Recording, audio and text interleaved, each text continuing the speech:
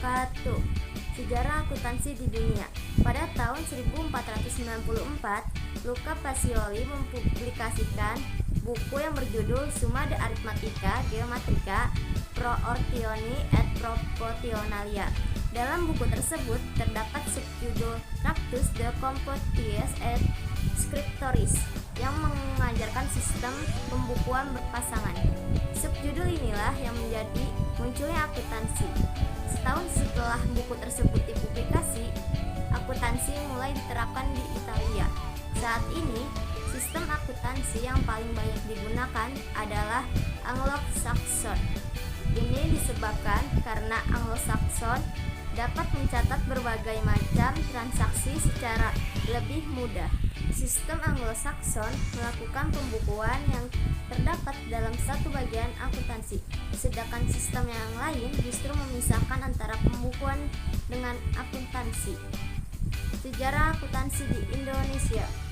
Di Indonesia, akuntansi mulai diterapkan sejak 1642, tetapi jejak yang jelas baru ditemui pada pembukuan Society yang berdiri di Jakarta sejak tahun 1747. Perkembangan akuntansi yang mencolok baru muncul setelah undang-undang mengenai tanam paksa dihapuskan. Dengan dihapuskannya tanam paksa, kaum pengusaha Belanda banyak bermunculan di Indonesia untuk menanamkan modalnya. Sistem yang dianut oleh pengusaha Belanda ini adalah seperti yang diajarkan oleh Luca Pacioli. Pada zaman penjajahan Belanda, perusahaan-perusahaan di Indonesia menggunakan tata buku. Akuntansi tidak sama sekali dengan tata buku walaupun asalnya sama-sama dari pembukuan berpasangan. Akuntansi sangat luas ruang lingkupnya, di antaranya teknik pembukuan. Setelah tahun 1960, akuntansi cara Amerika Anglo-Saxon mulai diperkenalkan di Indonesia. Jadi, sistem pembukuan yang dipakai di Indonesia berubah dari sistem Eropa kontinental ke sistem Amerika Anglo-Saxon. Kedua, pengertian akuntansi. Pengertian akuntansi adalah suatu proses mencatat, meringkas, mengklasifikasikan, mengolah, dan menyajikan data transaksi, serta berbagai aktivitas yang berhubungan dengan keuangan, sehingga informasi tersebut dapat digunakan oleh seseorang yang ahli di bidangnya dan menjadi bahan untuk mengambil suatu keputusan. 4. Penggunaan informasi akuntansi. Pada umumnya, para pemakai informasi akuntansi yang tersebar di masyarakat bisa dibedakan menjadi dua kategori, yakni pemakaian informasi internal dan eksternal. Pemakaian informasi akuntansi internal adalah orang yang terlibat dalam suatu perusahaan dan membuat laporan akuntansi. Sedangkan pemakaian informasi akuntansi eksternal adalah individu, lembaga, atau entitas lainnya di luar perusahaan yang digunakan informasi demi pengambilan kebijakan. Pemakaian informasi akuntansi internal yang dimaksud adalah manajer dan pemilik perusahaan, sedangkan pemakaian eksternal mencakup investor, kreditur, supplier atau pemasok, instansi pemerintah, masyarakat umum, pelanggan, dan pihak karyawan. 4. Karakteristik kualitas informasi akuntansi. Terdapat 4 karakteristik utama kualitas informasi akuntansi pada laporan keuangan dan berguna bagi para pemakainya. Di antaranya yaitu pertama, dapat dipahami atau understandability. Informasi yang disajikan harus dapat dipahami oleh para pemakainya. Dalam hal ini, pemakai harus memiliki pengetahuan mengenai aktivitas ekonomi, bisnis, dan akuntansi. Yang kedua, relevan atau relevance. Relevan mengacu pada seberapa membantunya informasi akuntansi pada proses pengambilan keputusan keuangan. Informasi akuntansi akan menjadi relevan jika memberikan informasi peristiwa tentang di masa lalu dan membantu memprediksi peristiwa yang terjadi di masa yang akan datang. Maka dari itu, hal ini penting dalam pengambilan tindakan untuk menghadapi kemungkinan yang terjadi di masa yang akan datang. Yang ketiga, keandalan atau reliability. Informasi yang disajikan tentunya harus benar dan dapat dipercaya oleh para pemakainya. Tidak mengandung pengertian yang menyesatkan, serta dapat diandalkan sebagai penyajian yang sebenarnya atau bebas dari kesalahan material. Dan yang terakhir, yang keempat, yaitu dapat dipertimbangkan atau comparability. Informasi yang disajikan tentunya dapat dipertimbangkan oleh para pemakainya dari waktu ke waktu sehingga dapat diketahui kecenderungan posisi dan kinerja keuangannya. Pemakai juga bisa mempertimbangkan antar perusahaan yang sejenis pada periode yang sama. Prinsip akuntansi yang berlaku umum adapun prinsip dasar akuntansi dalam mencatat transaksi. 10 prinsip dasar tersebut antara lain yaitu 1. Prinsip biaya historik. Dalam prinsip ini menghendaki penggunaan harga perolehan dalam mencatat aktivitas, hutang, biaya, dan modal. Yang kedua ada prinsip pengakuan pendapatan. Menjadi persoalan yang sangat penting bagi perusahaan tentang kapan pendapatan sudah harus diakui. Pendapatan dapat dikatakan realisasi apabila suatu produk sudah dipertukarkan dengan kas dan diakui saat penjualan. Yang ketiga yaitu ada prinsip mempertemukan. Maksud dari prinsip ini adalah mempertemukan biaya hasil pendapatan yang muncul karena biaya telah dikeluarkan. Prinsip ini digunakan untuk menentukan besar penghasilan bersih setiap periodenya. Yang keempat yaitu ada prinsip konsistensi.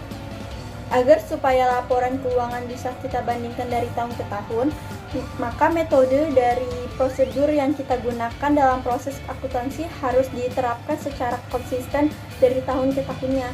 Sehingga jika nanti terdapat perbedaan, maka kita bisa segera mengetahuinya bahwa perbedaan itu bukanlah selisih akibat dari penggunaan metode yang berbeda. Yang kelima ada prinsip pengungkapan lengkap. Prinsip ini ialah menyajikan sebuah informasi lengkap dalam sebuah laporan keuangan. Prinsip ini sangat diperlukan karena hanya melalui laporan keuanganlah kita bisa tahu kondisi dari suatu perusahaan dan pengambilan suatu keputusan dari perusahaan tersebut. Yang keenam, ada prinsip kesinambungan usaha. Prinsip kesinambungan usaha menganggap bahwa sebuah entitas usaha akan beroperasi terus-menerus dan berkesinambungan. Yang ketujuh ada prinsip materialitas. Prinsip materialitas adalah prinsip yang mengakui adanya pengukuran dan pencatatan akuntansi secara material atau bernilai. Yang kedelapan ada prinsip satuan moneter. Prinsip satuan moneter adalah pencatatan transaksi keuangan harus dinyatakan dalam bentuk mata uang tanpa melibatkan faktor-faktor non-kuantitatif. Yang kesembilan ada periode akuntansi. Prinsip periode akuntansi ini disebut juga prinsip kurun waktu. Arti prinsip ini adalah penilaian dan pelaporan keuangan entitas usaha dibatasi oleh periode waktu tertentu. Prinsip ini bertujuan untuk menghasilkan informasi keuangan yang terukur. Yang terakhir ada prinsip entitas ekonomi. Prinsip entitas ekonomi disebut juga prinsip kesatuan entitas. Prinsip ini mengakui konsep kesatuan usaha sebuah perusahaan. Maksudnya, bahwa suatu perusahaan adalah sebuah kesatuan usaha atau ekonomi yang berdiri sendiri dan terpisah dengan pribadi pemilik atau entitas ekonomi lainnya. Assalamualaikum, saya Andika Putra Lesmana dari kelas 12 IPS 4 akan menjelaskan apa itu profesi akuntan. Akuntan dibagi menjadi beberapa macam profesi seperti publik, pemerintah, pendidikan, internal, syariah, dan pajak.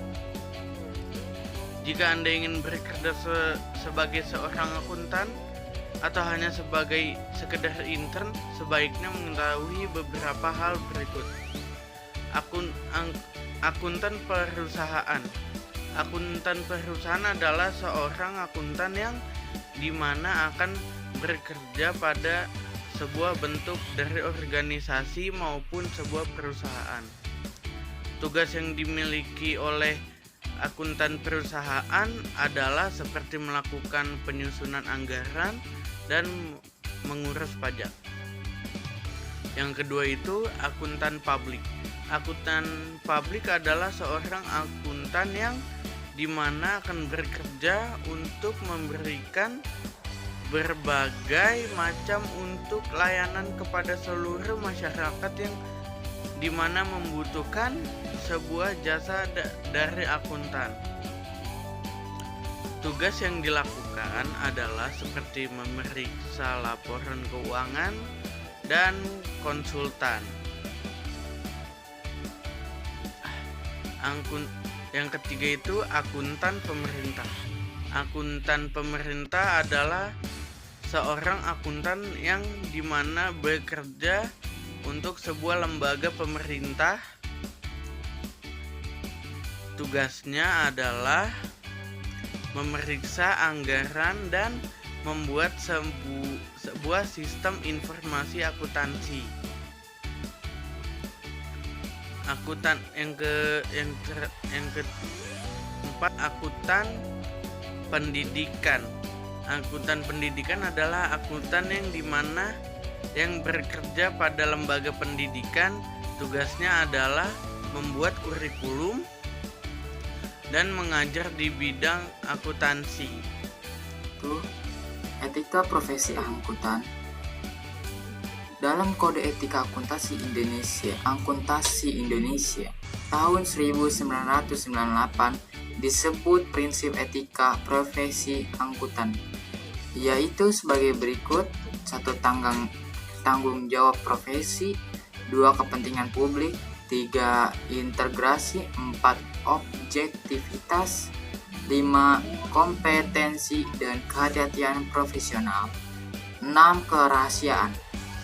Berikut 3 prinsip dasar perilaku etis bagi akuntan. 1. Menghindari pelanggaran etika sekecil apapun. 2. Menekankan pada reputasi jangka panjang. 3. Siap menghadapi konsekuensi yang kurang baik bila berpegangan pada perilaku etis. Pelanggaran etika profesi walaupun kecil tidak boleh ditoleransi atau dibiarkan. Pelanggaran etika akan merugikan reputasi profesional seorang akuntan. Akuntan adalah profesi yang memberikan pengaruh secara langsung kepada para pengambil keputusan, seperti pemegang saham, pemilik perusahaan, pemerintah, dan pengguna informasi akuntansi lainnya. Akuntan harus memberikan informasi yang akurat, tidak mencari keuntungan jangka pendek, dan berorientasi pada reputasi jangka panjang. Akuntan sering dipengaruhi agar memberi informasi yang disesuaikan dengan kepentingan pihak-pihak tertentu. Seorang akuntan yang baik tidak akan berkompromi terhadap penyimpangan. Yang ke-8, bidang akuntansi.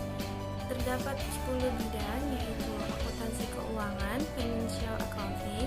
Yang kedua, akuntansi pemeriksaan, auditing. Yang ketiga, akuntansi biaya, cost accounting. Yang keempat, akuntansi manajemen accounting. Yang kelima, akuntansi perpajakan. Yang keenam, budgeting. Yang ketujuh, akuntansi pemerintahan, governmental accounting. Yang kedelapan, sistem akuntansi, accounting system. Yang kesembilan, akuntansi anggaran, budgetary accounting. Yang ke-10, akuntansi perbankan.